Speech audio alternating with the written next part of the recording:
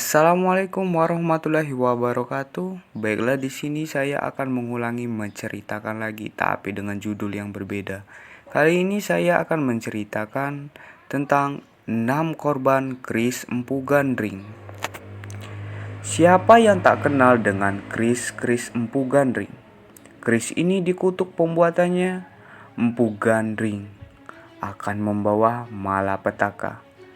Keris pencabut maut ini dikisahkan dalam kitab Pararaton atau Katuturanira Ken Anrok, gubahan tahun 1478 dan 1486 tanpa disebutkan pengubahnya.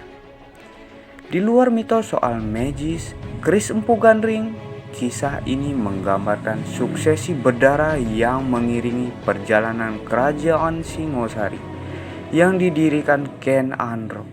Berikut ini penjelasan para korban kutukan keris Empu Gandring. Korban pertama yaitu Empu Gandring. Ken Arok terpesona oleh Ken Dedes, istri Tunggul Ametung. Menurut pendeta Loh Gawe, siapa yang berhasil memperistri Ken Dedes akan menjadi raja besar.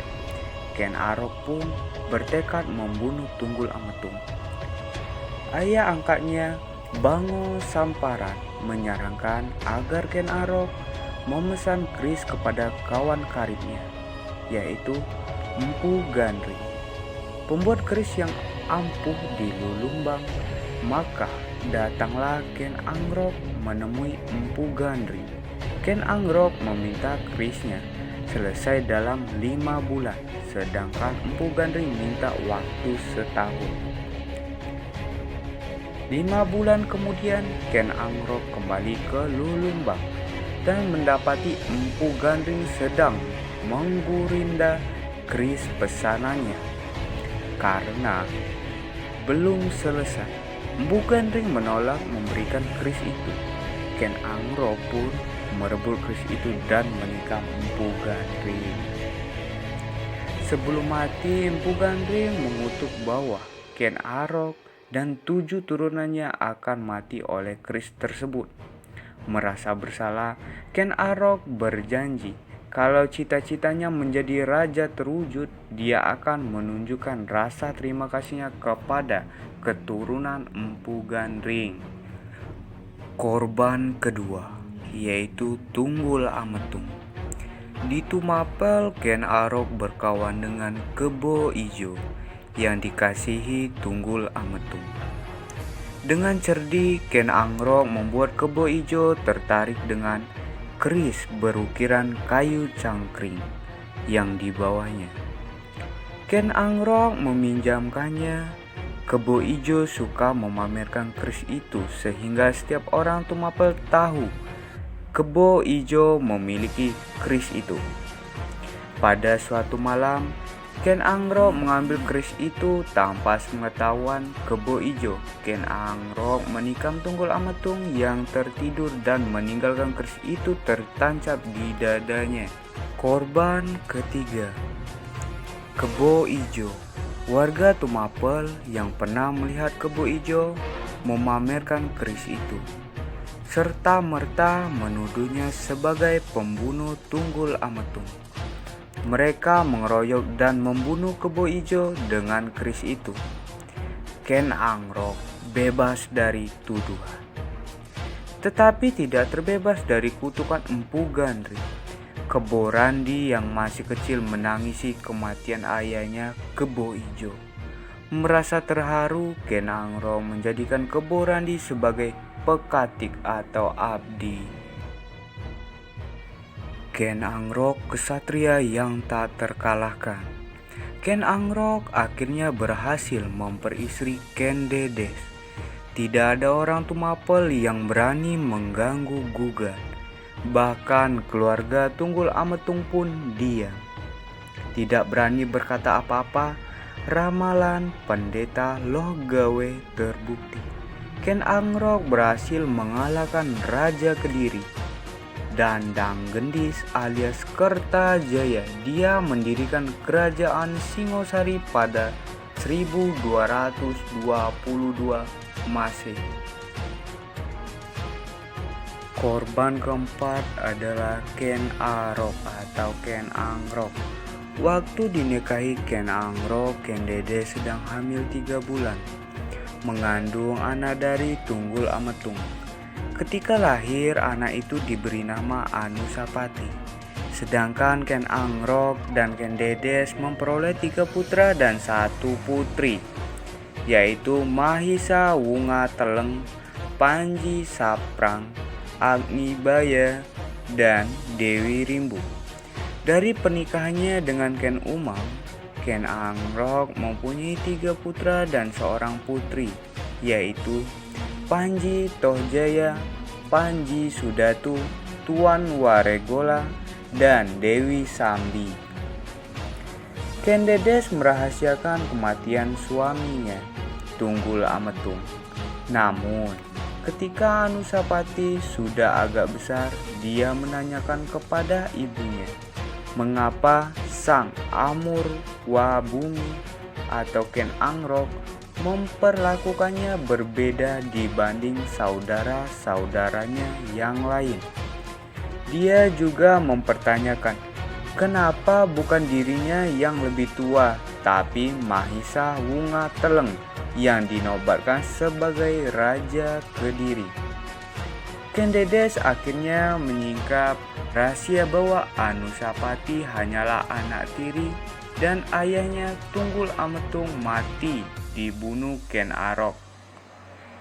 Anusapati pun meminta keris Empu Gandring yang dipegang Ken Dedes. Anusapati menyuruh Ki Panganglasan dari Desa Batil untuk menghabisi Ken Angrok. Suruhnya itu berhasil membunuh Ken Angrok yang sedang makan di waktu senja pada 1247 Masehi. Korban kelima, Ki Pangalasan. Setelah menyelesaikan misinya, Ki Pangalasan segera melapor. Anusapati memberinya hadiah, namun karena takut Ki Pangalasan menceritakan siapa yang menyuruhnya untuk membunuh Ken Angrok, Anusapati kemudian menghabisinya. Anusapati. Sepeninggalan Ken Angrok, Anusapati dinobatkan sebagai Raja Singosari. Namun, dia selalu waspada. Bilik tempat tidurnya dikelilingi selokan. Halamannya dijaga ketat orang-orang kepercayaannya. Panji Tojaya, anak Ken Angrok dan Ken Umang, mengetahui bahwa Ki Pangalasan hanyalah suruhan Anusapati untuk membunuh ayahnya. Dia bersiasat dengan cara mengajak Anusapati menyambung ayam. Tohjaya berhasil meminjam keris Empu Gandring dari Anusapati dan menukarnya dengan keris lain. Anusapati terlalu asyik menikmati sabung ayam. Tohjaya tak menyia-nyiakan kesempatan dan menancapkan keris Empu Gandring ke dada Anusapati. Seketika Anusapati tewas pada 1249. Versi berbeda ditulis Negara Kertagama yang disebut atau menyebut Anusapati mati wajar. Tohjaya kemudian naik tahta. Yang terakhir, Tohjaya. Kendati bukan mati karena keris Empu Gandring, kematian Tohjaya patut dicatat sebagai rangkaian dari kisah ini. Tohjaya berkuasa dengan diselimuti ketakutan. Kecurigaan terutama ditunjukkan kepada Ranggawuni, anak Anusapati. Ranggawuni memendam dendam atas kematian ayahnya, bersekutu dengan Mahisa Campaka, anak Mahisa Wunga Teleng, yang tak terima tahta kerajaan Kediri diambil Tohjaya. Ranggawuni melakukan pemberontakan. Mereka menyerang istana. Tohjaya melarikan diri. Namun karena luka-luka dalam pertempuran, dalam pelarian itu Tohjaya meninggal dunia. Ranggawuni menaiki tahta kerajaan Singosari dengan gelar Sri Jaya Wisnuwardana. Mahisa Cempaka turut pula memerintah dengan gelar Narasimhamurti. Mereka mengadakan pemerintahan bersama dengan menyatukan kerajaan Singosari dan Kediri. Negara Kertagama mengibaratkan Wisnu dan Indra. Kutukan keris Empu Gandring pun lenyap. Suksesi berdarah antara keturunan Ken Angrok dan Tunggul Ametung pun berakhir.